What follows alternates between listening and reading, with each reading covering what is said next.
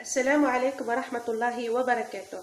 البنات، بالنسبة للأخوات اللي طلبوا مني وصفات للسعال والكحة أو السعلة أو البحث الصوت بالنسبة للصغار والكبار، أنا جبت لكم بإذن الله الوصفة الأولى، والقادم إن شاء الله راح يكون وصفات عديدة. بالنسبة للوصفة تاع اليوم هذه راهي للصغير والكبير، يعني للكبار وللصغار. وش عندي البنات؟ عندي 3 ملاعق زيت زيتون، سنة ثوم كما راكم تشوفوا فيها، وعندي بيضاء، وطبعا عندي الملح.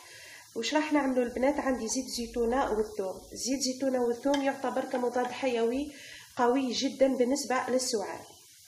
أنا راح نعمل لكم طريقة أخرى بالزيت زيتونة والثوم سخوني هايلة وفعالة جدا، يعني لاغريب، للكحة، للسعلة، للسعال، للزكام، للصداع، لكل شيء. أقوى مضاد حيوي هو زيت زيتون والثوم.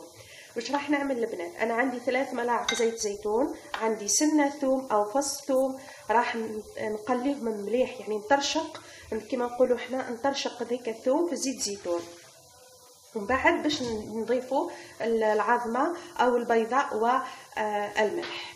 البنات كما راكم تشوفوا حطيت زيت الزيتون تاعي والثوم فوق النار، نخليهم حتى يسخنوا مليح. ضروري جدا زيت الزيتون يسخن مليح مع الثوم هذيك كما راكم تشوفوا، ضروري جدا. هذه الوصفه البنات تعملوها زي هكا.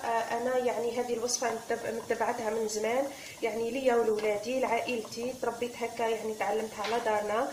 ليسونسيال اللي عنده بحة تاع الصوت عليه وعلى هذه الوصفه، لانه صدقوني راح يرجع صوتكم عادي في 3 أيام فقط. شوفوا الثوم كيفاه بدات تطيب لي مع الطرشق كما نقولوا احنا مع زيت الزيتون. في هذا الوقت راح نضيف البيضه والملح ونخلط. لكن البنات ضروري في هذه الوصفه وش هو، ما لازمش نطيبوا العظمه تاعنا او البيضه تاعنا جيدا، لازم تكون كما نقولوا احنا ملبيه او مروبه كما يقولوا التوانسه. كما راكم تشوفوا ما لازمش نطيبوا العظمه تاعنا مليح، نبقوا نحركوا فقط حتى غير طيب لي غير شويه فقط، لازم تكون شويه مروبه. وهذا هو السر في هذه الوصفه اللي راح يعطي فعاليه اكثر كما راكم تشوفوا البنات.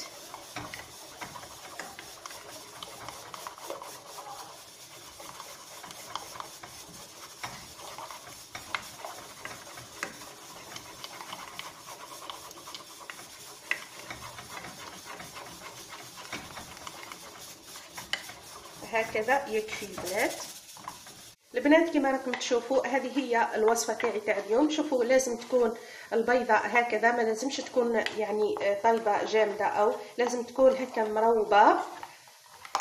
هذا هو السر تاع الوصفه هذه. الوصفه هذه البنات انا لازم تاكلوها كل صباح بكري، يعني على الفراغ على الريق، ما لازمش يعني على معده فارغه.